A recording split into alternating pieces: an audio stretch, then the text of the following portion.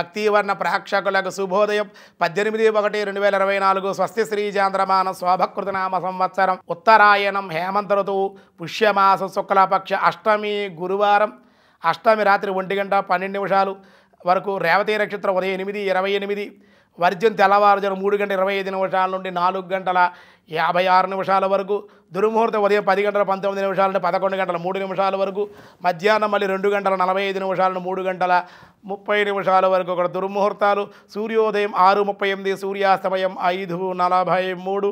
అమృత గడియలు ఉదయం 5:15 నుండి 7:43 వరకు అమృత గడియలు రాహుకాలం మధ్యాహ్నం 1:30 నుండి 3 వరకు రాహుకాలం శుభ సమయం లేదు ఈరోజు అష్టమం అవడం వల్ల సిద్ధియోగం రాత్రి 7:31 విష్టి మధ్యాహ్నం 2:11 భవ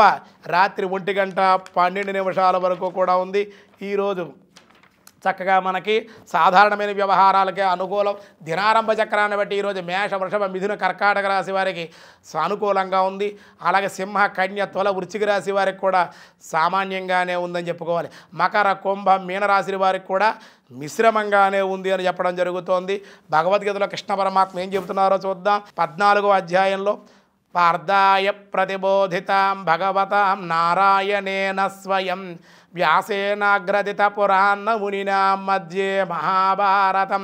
అద్వైతామృతపరిషిణీం భగవతీం అష్టాదశాధ్యాయిని అంబా త్వామనుసందదామి భగవద్గీతే భవద్వేషిణీ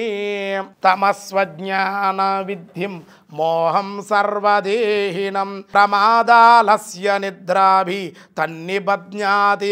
భారత ఓ అర్జున ఓ భరత అని కృష్ణ పరమాత్మ తామస గుణ గురించి చెప్తున్నారు అర్జున తమో గుణం సకల దేహాభిమానాలు మోహితులుగా చేస్తుంది పైగా అజ్ఞానం వల్ల జనిస్తుంది అది జీవాత్మను ప్రమాదము ఆలస్యము నిద్ర అనేటువంటి కలుగుతాయి ఎందుకు చెప్తున్నారంటే సత్వగుణం ఉంటుంది ప్రశాంతంగా నిర్మలంగా ఉంటుంది హడావిడి లేకుండా ఉంటుంది ఆ గుణం కలిగి ఉండాలి సంగీతం పాడితే వస్తుంది పూజ చేస్తే వస్తుంది భగవన్నామం చేస్తే వస్తుంది గుళ్ళో కూర్చుంటే వస్తుంది భగవంతుడి కథలు వింటే వస్తుంది చదివితే వస్తుంది అంతా సత్వగుణం అలవడుతుంది అన్నమాట సత్వగుణం ఉంటేనే వినాలనిపిస్తుంది రజోగుణం వల్ల రాగాత్మకం అన్నమాట కోరికలు కారాలు ఇవన్నీ తినాలి ఏమండి కోరికలు ఎక్కువగా ఉంటాయి వీళ్ళకి కామం ఉంటుంది ఆసక్తి ఎక్కువ ప్రతిదాని మీద ఇంకా తామస గుణం వల్ల ఏమిటంటే కుళ్ళిపోయినవి ఎంగిలివి ఆలస్యంగా తింటాం నిద్ర ఆలస్యం బద్ధకము ఇవన్నీ కూడా ఆలస్య నిద్రాభి కాబట్టి ఇవన్నీ కూడా తమో గుణం వల్ల కలుగుతూ ఉంటాయని చెప్పబడుతుంది ఇంకా ఏం జరిగింది ఏమిటనే విషయాలు రేపు చూద్దాం ఈరోజు స్వస్తి